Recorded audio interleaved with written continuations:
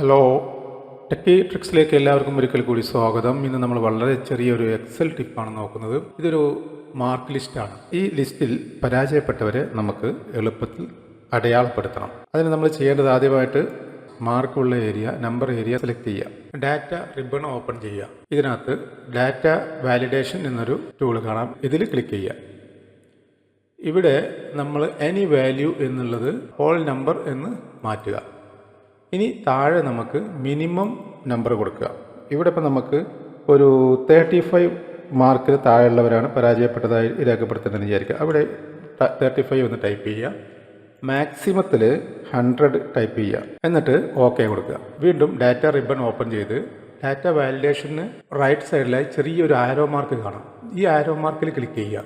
എന്നിട്ട് അതിൽ circle invalid data എന്ന് ക്ലിക്ക് ചെയ്യുക. കണ്ടോ, വളരെ സിമ്പിളാണ്. 35 മാർക്കിന് താഴെ ഉള്ള എല്ലാ സംഖ്യയും ഇതിൽ പരാജയപ്പെട്ടതായിട്ട് രേഖപ്പെടുത്തും. Okay, thank you, by.